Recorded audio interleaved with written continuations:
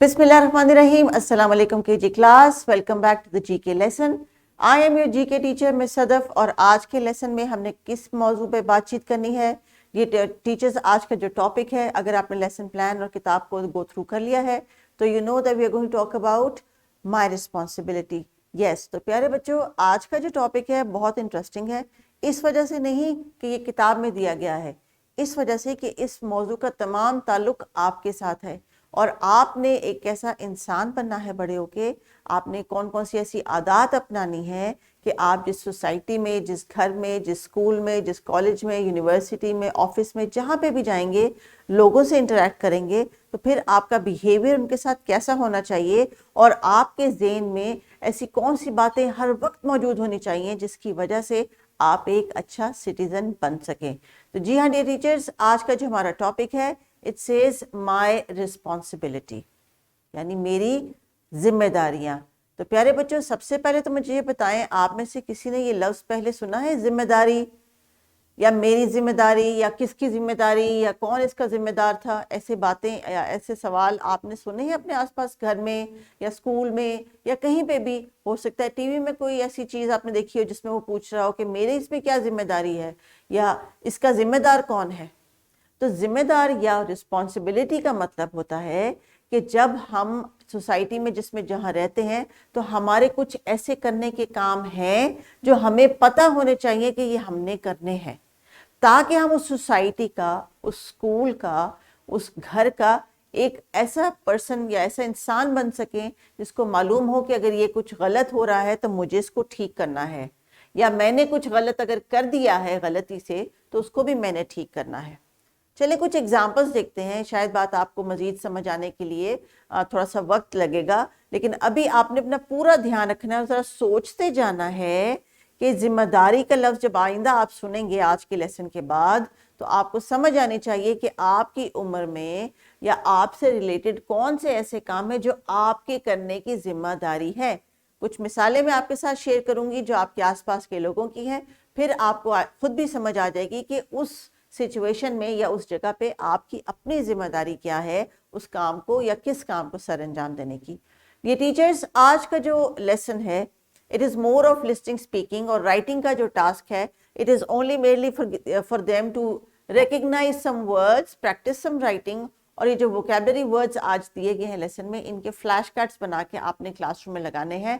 रोजाना हम थोड़े थोड़े वर्ड्स, 3 से 4 वर्ड्स जो हैं अपनी साइट मेमोरी के थ्रू लर्न करें, ताकि इन लॉन्गर रन हमारी राइटिंग का जो कंटेंट है जब वो पेपर के ऊपर आए तो हमारे पास वोकैबुलरी बहुत सारा जो है मटेरियल हमारे पास उसका मौजूद हो। तो आज के हमारे एक्सपेक्टेड लर्निंग आउटकम क्या है टीचर्स, पहले इनको देख लीजिए। आज के हमारे एक्सपेक्टेड लर्निंग आउटकम्स 2 की लर्निंग एरियाज में से हैं। एक है personal, social and emotional development और दूसरा is creative arts. Now from personal, social and emotional development we have C4 and C8, जिसमें से हमने 2 competencies को एड्रेस करना है। Associate and mingle with children having diverse abilities and backgrounds. Develop an understanding of the term kindness and the importance of being kind to others. Understand the importance of sharing and the list of things they can share with others, for example, toys or lunch. Explore and enact a variety of roles. तो teachers, आगे बढ़ने से पहले थोड़ा सा हम ELs को थोड़ा सा श्रेड करके अंडरस्टैंड कर लें कि आज के लेसन के बाद आपके टास्क्स क्या हैं। Associate and mingle with children का मतलब है कि बच्चे एक दूसरे के साथ जो है वो एडजस्ट करना सीखें, एक दूसरे के साथ जो है वो अपनी कमिटमेंट बनाना सीखें, कॉम्प्रोमाइज़ करना सीखें, एक दूसरे को समझना सीखें, ताकि जो डिफरेंट डाइवर्स एबिलिटीज़ यानी मुख्तलिफ आदात या पर्सनैलिटीज़ के जो बच्चे हैं या ऐसे बच्चे जो मुख्तलिफ बैकग्राउंड से आते हैं, कोई विलेज से आता है, कोई किसी और एथनिसिटी से आता है, कोई किसी और कल्चर से आता है, तो वहाँ पे जब आपस में बच्चे एक दूसरे के साथ बैठ के कम्युनिकेट करें तो एक दूसरे को समझने की भी कोशिश करें। This is your first target. The second one says develop an understanding of the term kindness and importance of being kind to others. Now this is their social and emotional development, being a member of the society. आपने उनकी understanding develop करनी है कि kindness जो है it's a human trait जो हर किसी के लिए होनी चाहिए। रिगार्डलेस के वो मुस्लिम है या वो पाकिस्तानी है या वो आपकी फैमिली के हैं, इंसान है, जानवर है, इवन के पौधों के साथ भी हमें एज अ मुस्लिम काइंड होने का जो है वो कॉन्सेप्ट हमारे मज़हब हमें देता है। हमें पौधों को पानी देना है, उनका ख्याल रखना है, उनकी हिफाजत करनी है। तो ये तमाम चीज़ें जो है काइंडनेस की डोमेन में आती हैं। हमने उनको ये समझाना है कि becoming kind is a trait, it's a human nature, it's a behaviour that we adopt. The second one says understand the importance of sharing, कि शेयरिंग इज केयरिंग, आपको पता है एक बड़ी कॉमन सी टर्म है। और उसके साथ साथ बच्चे खुद से बताएं अपनी एज और स्टेज में, ऑब्वियसली अपने क्लासरूम में या अपने घर में, कि वो किन चीज़ों को दूसरों के साथ शेयर कर सकते हैं। जैसे खिलौने के शेयर करना, मिलके खेलना, लंच जो है वो भी शेयर करना, अपने क्रेयॉन्स या अपने कोई टूल्स कलरिंग के वो शेयर करना, कोई भी ऐसी चीज़ जो उनके पास है जब वो शेयर करेंगे तो इससे उनकी काइंडनेस का जो है वो भी रिफ्लेक्शन होगा। प्लस उनको ये भी सीखने को मिलेगा कि जब हम किसी से कोई चीज़ बोरो करते हैं या शेयर करते हैं तो एक जो हमने कम्युनिकेशन करनी है एक दूसरे से, कर्टसी वर्ड्स की, जैसे थैंक यू, मे आई, ये भी वर्ड्स आपने इनको यूटिलाइज करवाने हैं। Understanding the importance of sharing के बाद उनको आपने एक्सप्लोर करने देने हैं कुछ डिफरेंट एक्ट्स। यानी यहाँ पे इस एक्टिविटी में आपको छोटा सा रोल प्ले भी इनकॉर्पोरेट कर सकते हैं आफ्टर द डिस्कशन, जिसमें बच्चे आपको एक्ट आउट करके दिखाएं, कोई काइंडनेस पे करके दिखाए, कोई आपको घर में किसी एक्टिविटी पे हेल्प करके दिखाए। तो लेट्स मूव ऑन एंड सी कि बच्चों को जब हम मुख्तलिफ तस्वीर या सिचुएशन दिखाते हैं तो वो उनको कैसे एक्सप्लेन कर सकते हैं और वो उसमें से क्या आइडेंटिफाई करते हैं। तो टीचर्स अभी इस वीडियो को यहीं पे पॉज करके आप बच्चों से कहें कि स्क्रीन, इस पिक्चर को अच्छी तरह से ऑब्जर्व करें और जो जो उनके जहन में आता है इस पिक्चर को देखने के बाद अपना हाथ खड़ा करके आप उसका रिस्पॉन्स दें और उसके बाद फिर हम इस पिक्चर को मजीद डिस्कस करेंगे। So please pause the video. जी प्यारे बच्चों, जब टीचर ने आपको ये पिक्चर दिखाई और आपने इसको गौर से देखी तो आपको इसमें क्या क्या नजर आया? इसमें मुझे तो नजर आ रहे हैं कुछ दरख्त, इसका मतलब है ये कोई पार्क है। इसमें छोटी सी एक रोड है या पैसेज है जहां से लोग चल के जाते हैं। पीछे कुछ घर हैं, नीला ब्राइट आसमान है, कहीं कहीं पे चंद बादल हैं, यहाँ पे ग्रीन ग्रास है। लेकिन एक बहुत इंपॉर्टेंट चीज है जिसको मैंने अभी तक डिस्कस नहीं किया। क्या आपको पता है मैं किसकी बात कर रही हूँ?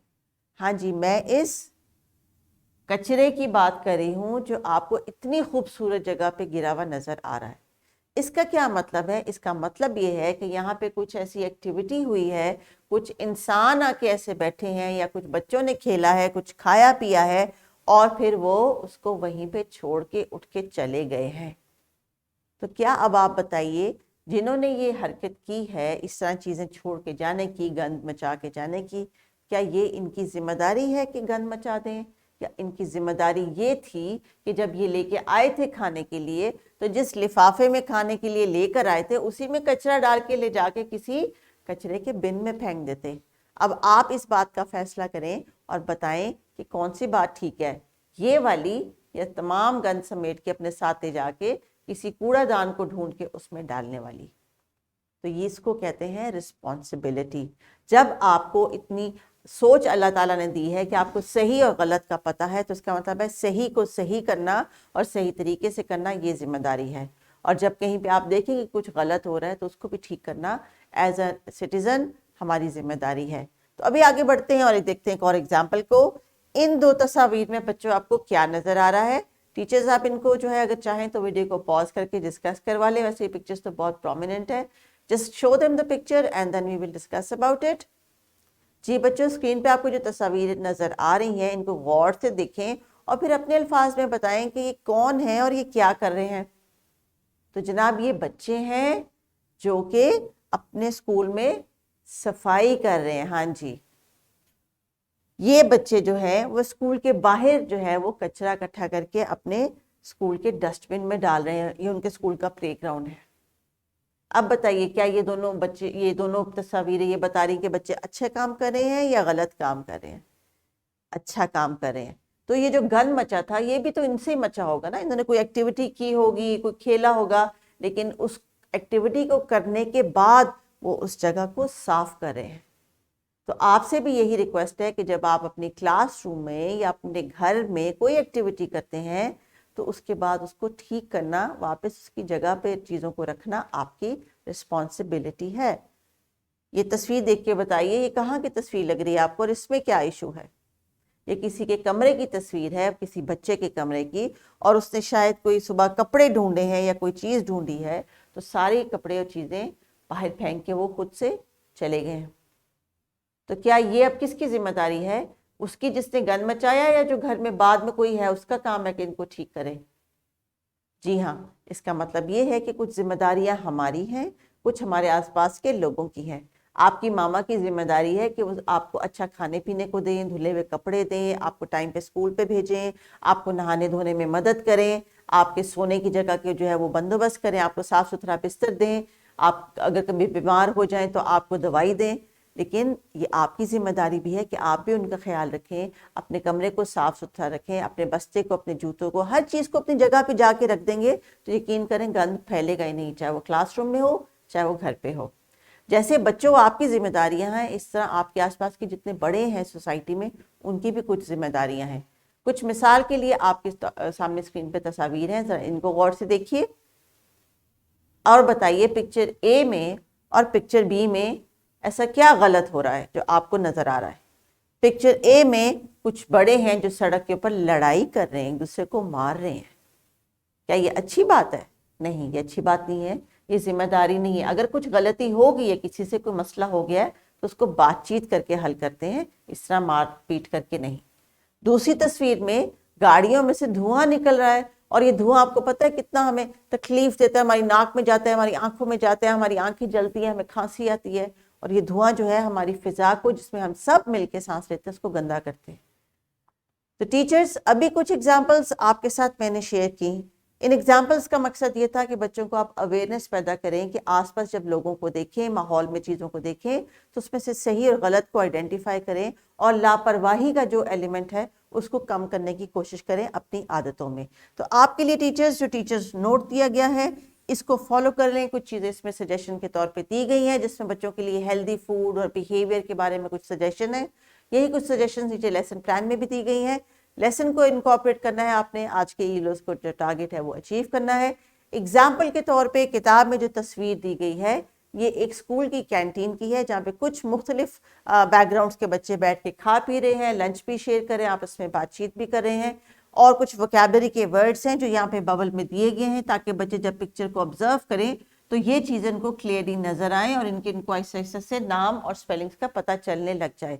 तो टीचर्स, जितनी गुफ्तगू अभी मैंने इनके साथ शेयर की है, आपने उसको बुनियाद बना के इस किताब में दी गई तस्वीर को डिस्कस करना है बच्चों के साथ। उनकी स्कूल में क्या जिम्मेदारियां हैं और कैंटीन में खाना खाने के बाद उनको क्या करना चाहिए, या क्लासरूम में खाना खाने लंच करने के बाद क्या करना चाहिए, ये थोड़ी सी बिहेवियर के ऊपर आपने इनसे कम्युनिकेशन करनी है। And then give them some quite silent time जिसमें वो थोड़ी सी राइटिंग करेंगे। सो ये वोकैबलरी आपने बोर्ड पे लगानी है। This is counter, food tray, mug, fridge. ये वर्ड्स जो हैं आपने आज के लेसन के यूटिलाइज करने हैं, क्लासरूम में डिस्प्ले पे लगा के साइट वर्ड्स के थ्रू बच्चों को प्रैक्टिस करवानी है, और एज अ रिमाइंडर के they have to take care of the things around them. So extra practice worksheet के लिए एक छोटी सी एक्टिविटी शीट है, टीचर्स आप बच्चों को जरूर दे दें। इसमें इन्होंने जो है अपने कुछ रिस्पॉन्सेज लिखने हैं खुद से। So if you think your children can write, that would be wonderful, otherwise you can give them a word bank. तो डियर टीचर्स और प्यारे बच्चों, आज का लेसन है काफ़ी सारी गपशप का, जिसमें आपने इन सारी बातों का ध्यान रखना है और टीचर के साथ पार्टिसिपेट करना है, ताकि जब आपसे मैं पूछूं नेक्स्ट टाइम कि आपको क्या समझ आई है और आपकी अपनी क्या जिम्मेदारियां हैं, तो आपको अपनी कुछ जिम्मेदारियों का पता हो। तो टीचर्स बच्चों को कुछ छोटे छोटे सेल्फ मैनेजमेंट के टास्क दें, स्कूल में भी, क्लास में भी और घर के लिए भी, ताकि जब इनको टास्क को कंप्लीट करें, for example organising their rooms, putting their books back in the shelf, they should feel their sense of responsibility, और थोड़ा थोड़ा करके इनमें ये आदत डेवलप होना शुरू हो जाएगी। अपना बहुत ख्याल रखिए, टेक केयर, अल्लाह हाफिज।